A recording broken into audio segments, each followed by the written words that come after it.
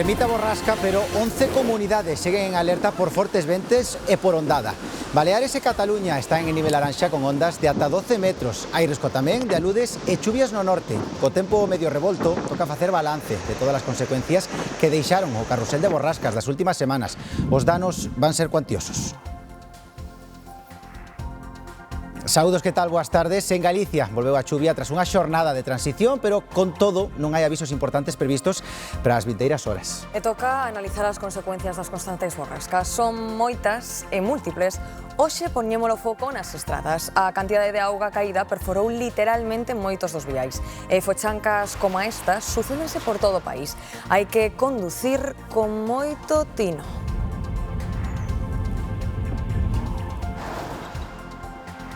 Estos invernos duros notas, pasa factura, sí.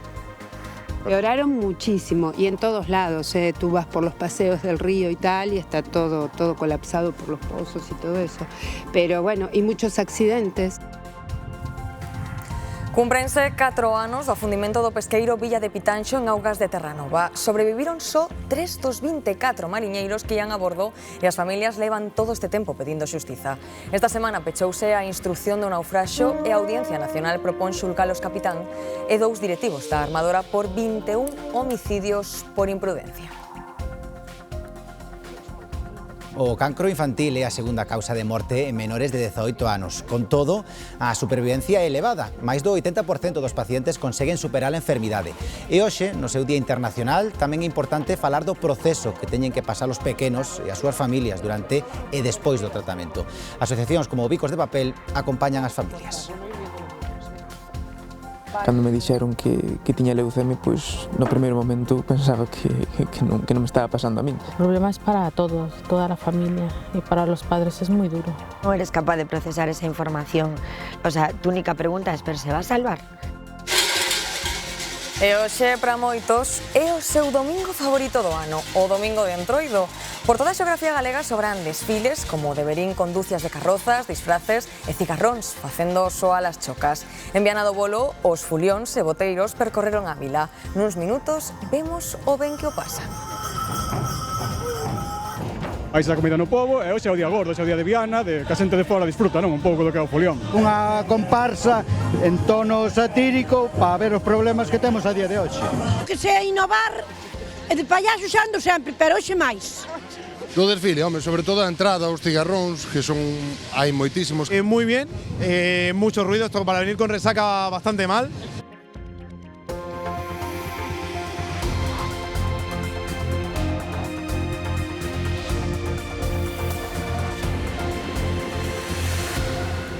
A borrasca Oriana, que onte provocou en boa parte de España ventos moi fortes, está remitindo. Si, a cadea de temporais de impacto que vimos padecendo vai facer unha parada, pero deixa atrás moito por arranxar.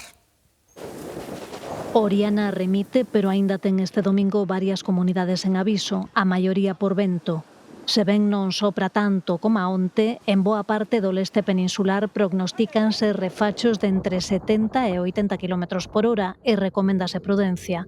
Este sábado morreu un home na provincia de Córdoba ao lle caer unha árbore en riba. Un bebé de 8 meses tamén tivo que ser evacuado a un hospital en Málaga pola caída dunha pola. Tamén hai avisos por aludes nos Pirineos, por ondas e vento no mar no Mediterráneo e en parte do litoral galego e asturiano e por chuvia nas provincias da Coruña e de Pontevedra. O tren de borrascas de alto impacto frea polo menos ata mediados de semana. Deixa atrás, porén, moito por facer. Toda a auga que trouxo mantén en alerta vermella varios ríos e só en Andalucía máis de 2.800 desaloxados.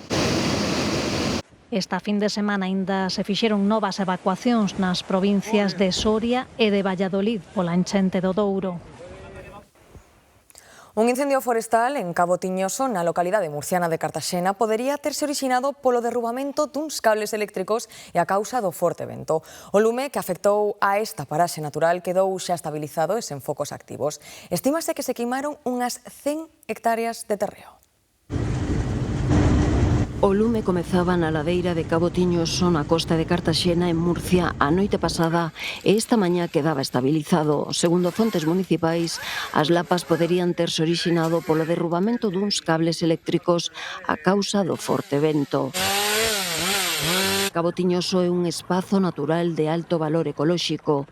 Declarábase a situación 1 do Plan de Emerxencias por Incendios Forestais e, a modo preventivo, as forzas de seguridade desaloxaban unhas 80 caravanas e uns 50 veciños dos arredores.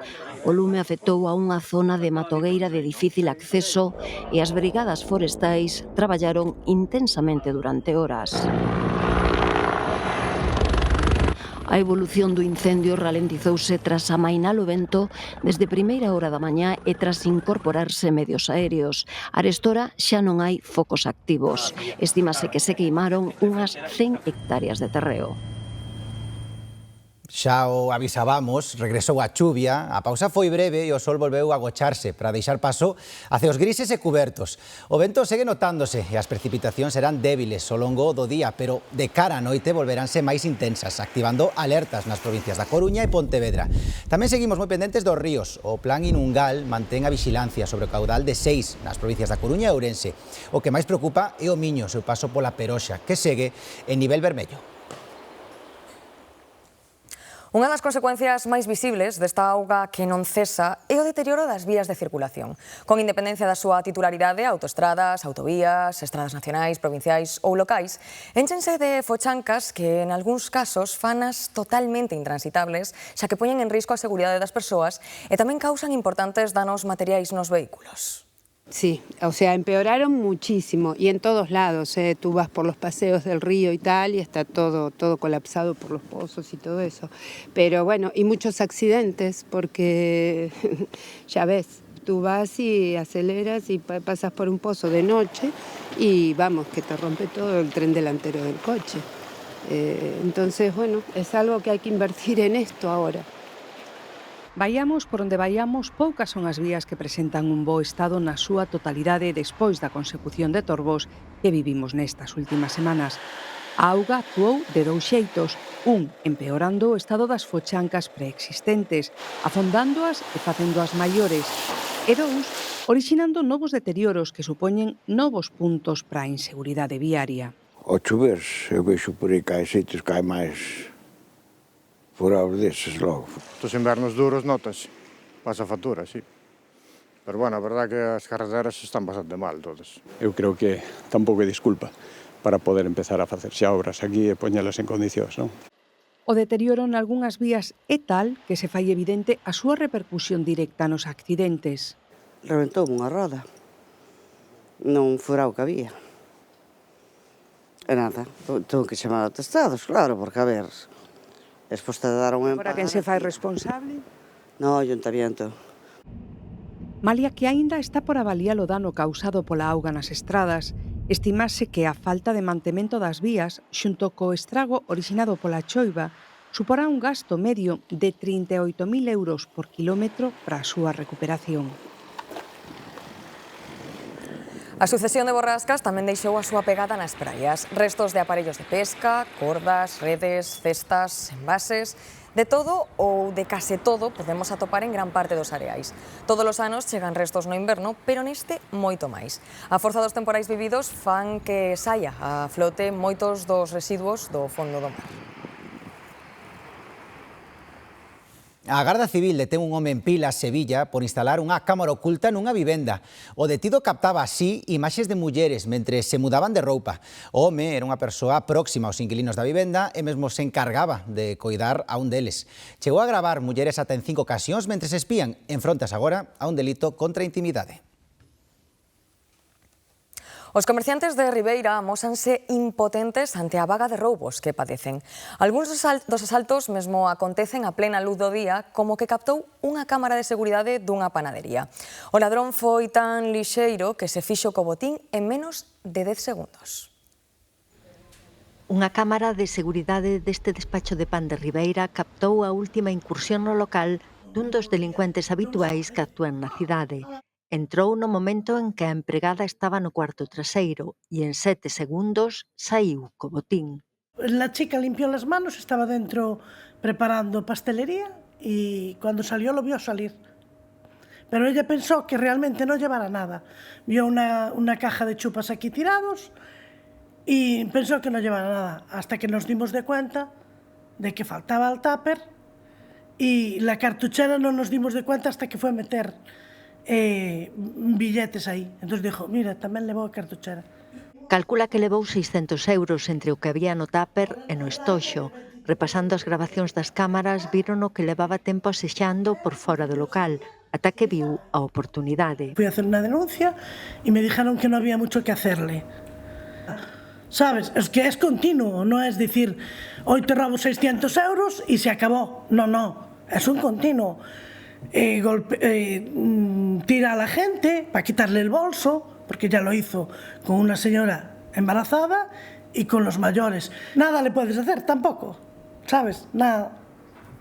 Nada. Se ríe en tu propia cara. Na outra panadería os ladróns intentaron entrar, pero só lograron estragar a porta. Conseguírono no chiringuito da praia de Coroso, onde se apoderaron dun botín de bebidas despois de escachar un cristal. Tamén romperon unha ventá para roubar nun salón de peiteado. Hai 4 anos que o pesqueiro Villa de Pitanxo se afundiu en augas de Terranova na madrugada do 15 de febreiro. Faleceron 21 dos 24 mariñeiros que ian a bordo e as familias levan todo este tempo pedindo xustiza. Esta semana pechouse a instrución do naufraxio e a Audiencia Nacional propón xulgar o capitán e 2 directivos da Armadora por 21 homicidios por imprudencia. Cúmprense 4 anos e o aniversario chega con algo de acougo para as familias das vítimas do Villa de Pitanxo que agardan a apertura do xuízo oral, que esclarecerá definitivamente que pasou aquel 15 de febreiro, nun naufraxio que deixou 9 mortos e outras 12 vítimas que nunca apareceron. Só sobreviviu o patrón do barco, un sobriño e o mariñeiro Samuel Cuesi, que foi quen cuestionou a versión do afundimento que daban os outros 2 superviventes, que o barco fora a pique por unha parada do motor. Durante todo este tempo as familias loitaron para que se demostrasen que condicións traballaban os seus naquela data e como aconteceron os feitos. Agora a Audiencia Nacional propón xulgar o capitán do Villa de Pitanxo e 2 directivos da Armadora por 21 homicidios por imprudencia. Se saiba a verdade e esperemos que esa sentencia, inda que non sexa para este ano, que sexa xusta e que así todos podamos descansar en paz. No escrito do magistrado feito público hai só uns días enumeranse os factores que confluíron na traxedia, dos que falara Samuel Cuesi. A sobrecarga do barco, a decisión do capitán de seguir coa manobra de virada a pesar do mal tempo, unha orde tardía para abandonar a nave, as deficiencias nos accesos ás balsas salvavidas, a falta de preparación da tripulación en situacións de emerxencia ou o feito de que o barco non tiña autorización para navegar en zonas de formación de xeo. O próximo sábado pola tarde as familias recordarán os seus nunha homenaxe en Marín, agardando pola data do xuízo oral. O conselleiro de Presidencia asegura que é o momento de rescatar a AP9 porque está xustificado economicamente. Nunha entrevista na Radio Galega, Diego Calvo criticou o desleixo do Goberno Central con Galicia en materia de infraestructuras. Reclamou a necesidade de acelerar o corredor atlántico de mercadorías, o AVE Galicia-Porto ou a conexión de cidades como Lugo ou Ferrol coa alta velocidade. Esta mesma semana, os populares usarán a súa maioría no Senado para forzar o Goberno a traspasar a AP9 á Xunta. Todo queremos saber, como punto de partida, cales foron as alegacións do Goberno, non? O Goberno se nega a decirnos que o que lle trasladou a Unión Europea, a verdade é que non entendo a postura, e en consecuencia se nega tamén a falar de calquer rescate, non? Nós queremos que é o momento de plantearse ese rescate, hai motivos e ademais está xustificado económicamente. En Viana do Bolo, o secretario xeral dos socialistas galegos reclamou máis recursos reais para os concellos da Galicia interior. José Ramón Gómez Besteiro reclamou máis servizos públicos para estas comarcas.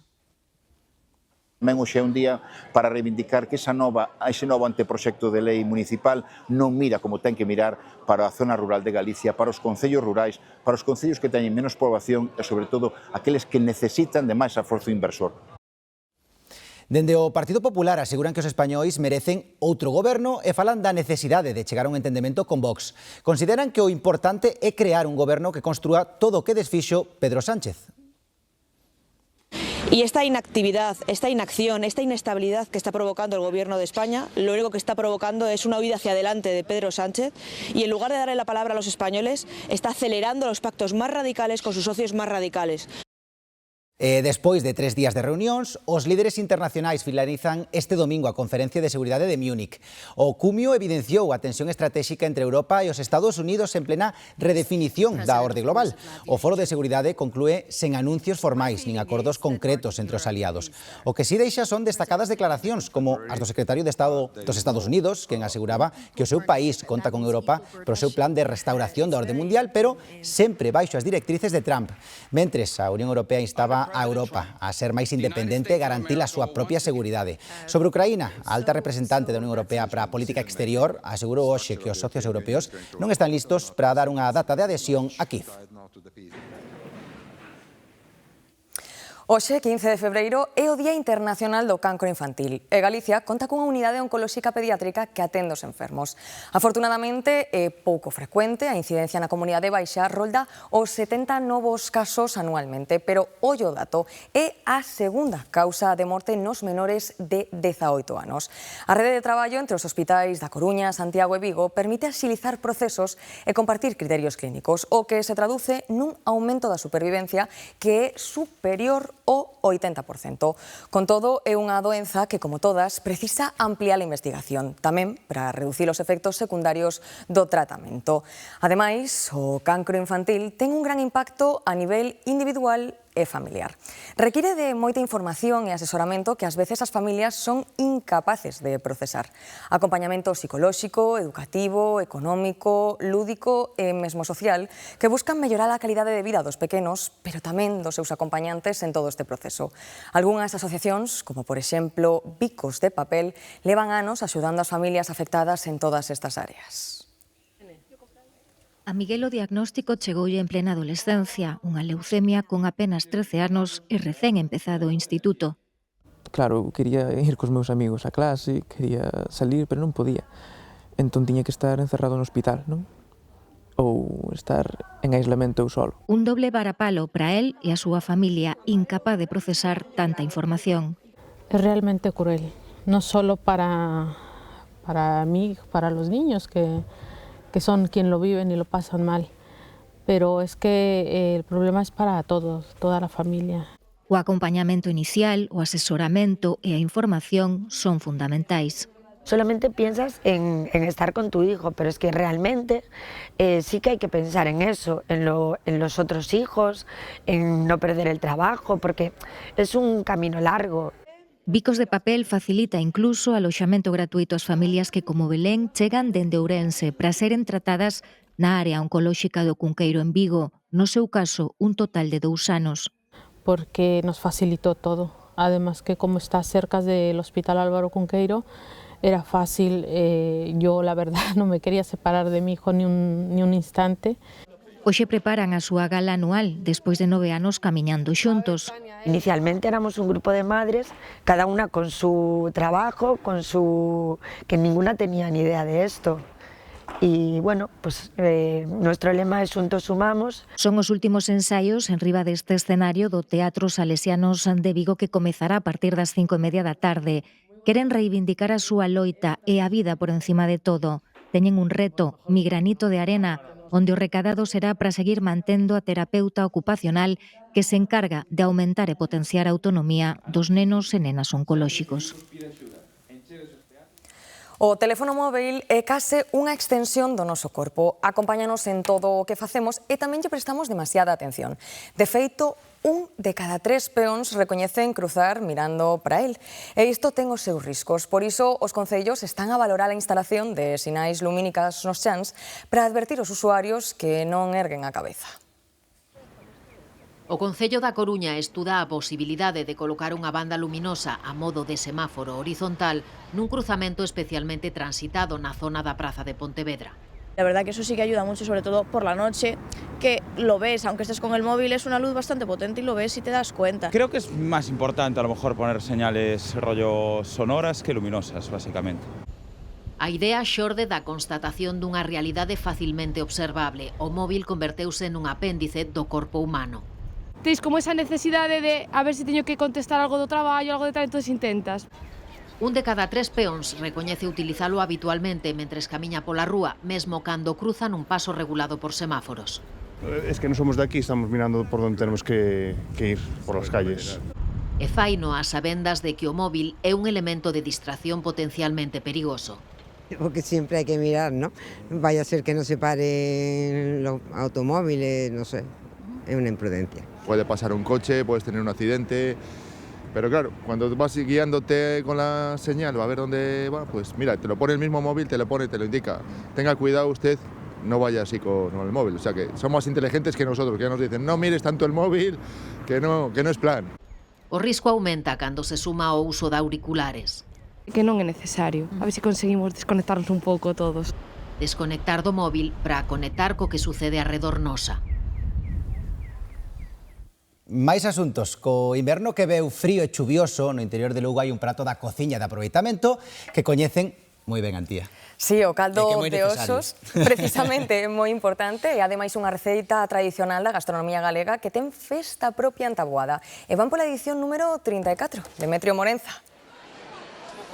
Sí, por lo que estamos vendo hoxe todo un éxito, seguramente vayan batir ese récord de asistencia. Aí agora mesmo, como se pode comprobar, están repartindo esas cuncas con ese caldo de osos tradicional típico daqui de Taboada que, como damos fe, que está exquisito, bueno, que se pode degustar de xeito gratuito ao longo desta mañá.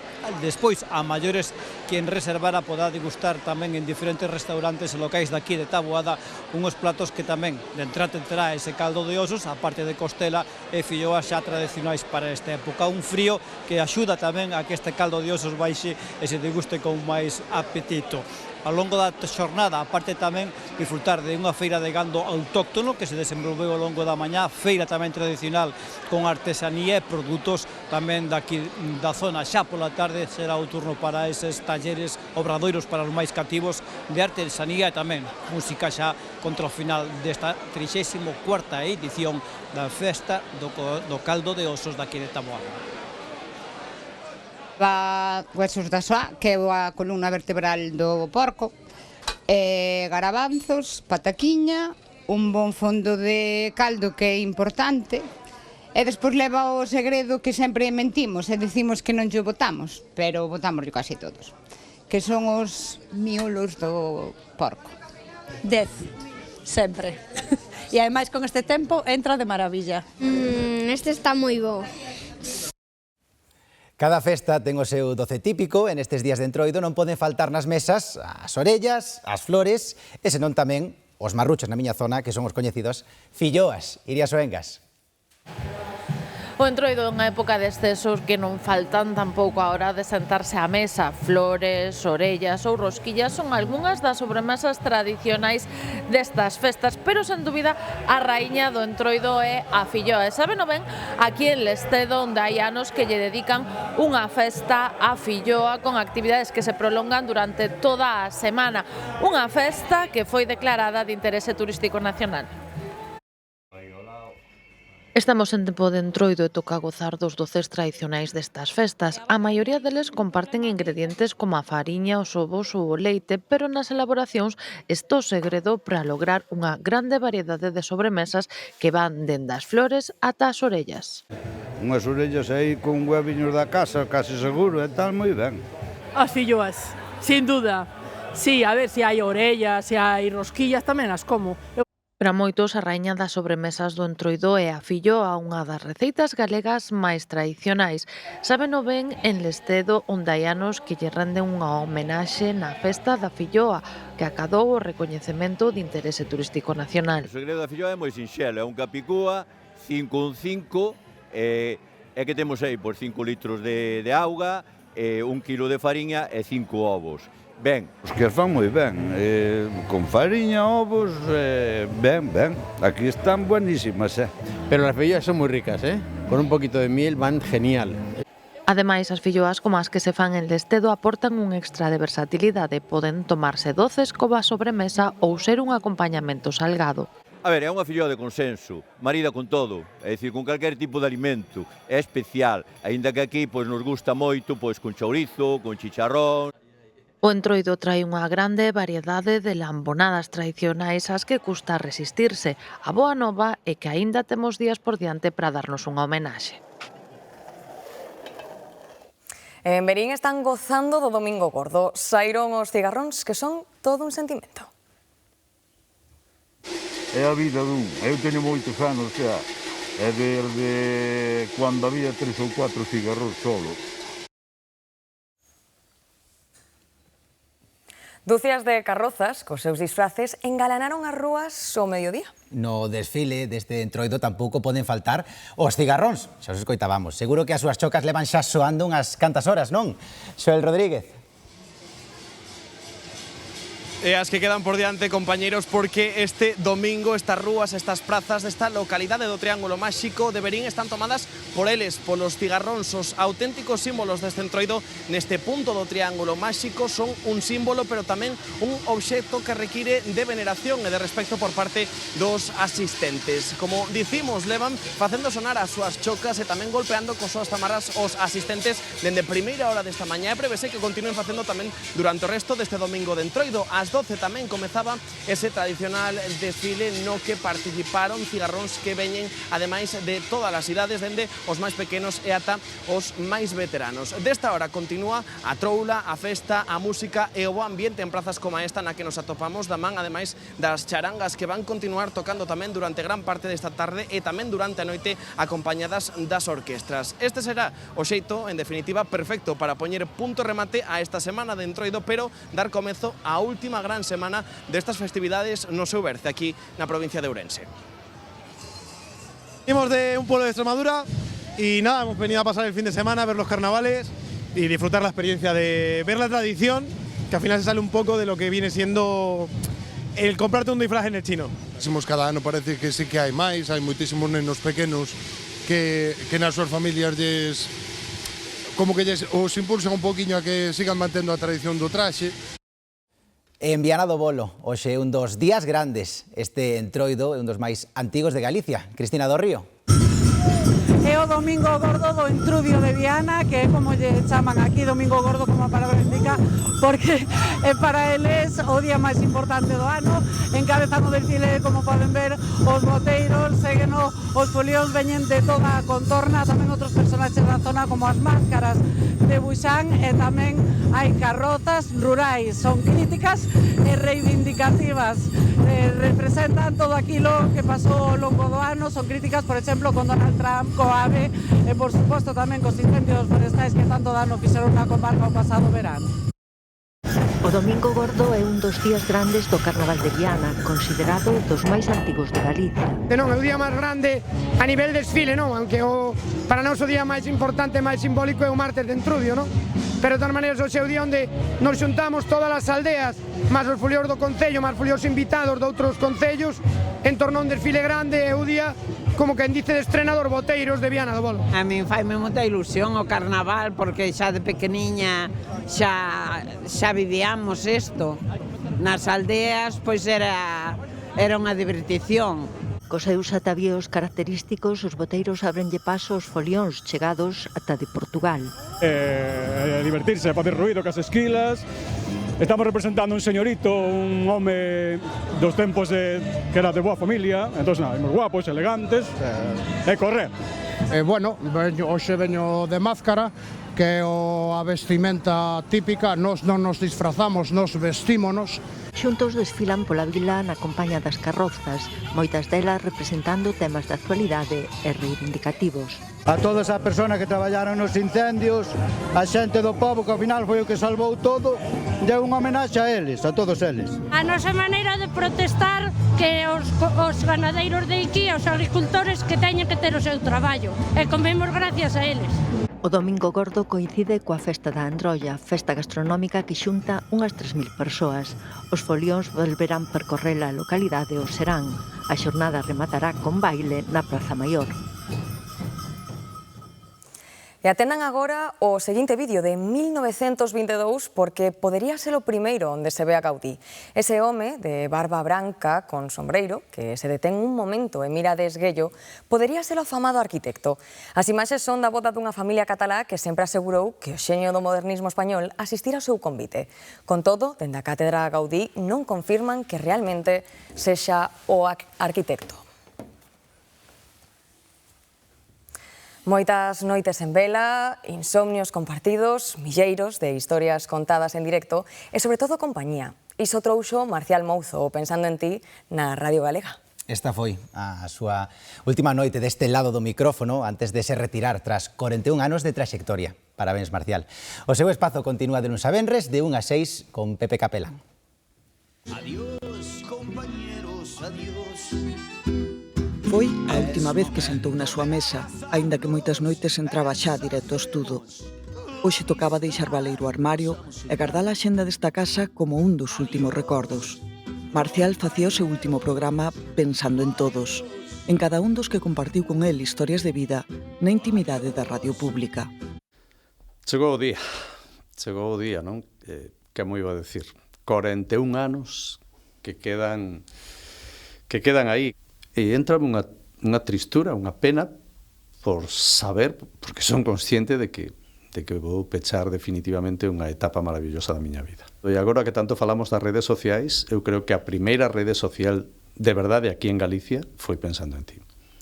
Fomos pouco a pouco, acórdome das primeiras chamadas, eran moi pouquiñas, espaciadas, e eu decíalle sempre ao técnico, non nos escoita nin a nosa familia, quen vai escoitar a radio a estas horas de noite? Atención, Pascual, J. Vidal, Vigo Radio... Pero aí estaban, os panadeiros, os transportistas, os mariñeiros e todos os que durmen pouco. Cada vez vemos máis persoas vivindo soas e o que é peor, morrendo soas. E aí estamos nós acompañando. E hai moita xente que chama simplemente para ter con quen falar.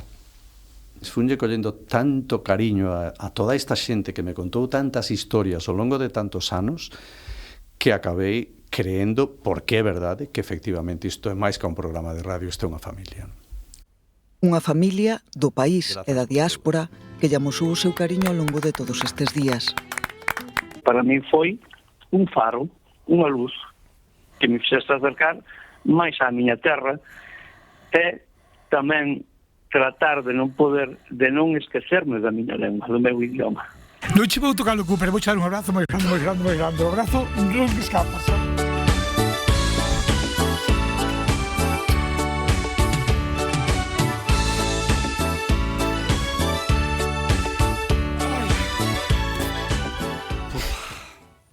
Como vai botar de menos a madrugada radiofónica. Xa saben que esta información e moita máis continúa sempre actualizada minuto a minuto na nosa página web en E24 e 24play.gal. E agora imos coa información deportiva. Repasaremos o empate do Celta, Irene. Un empate a 2 goles en Cornellá que mantén o equipo celeste no sétimo posto. Uns minutos e imos coas claves dese partido.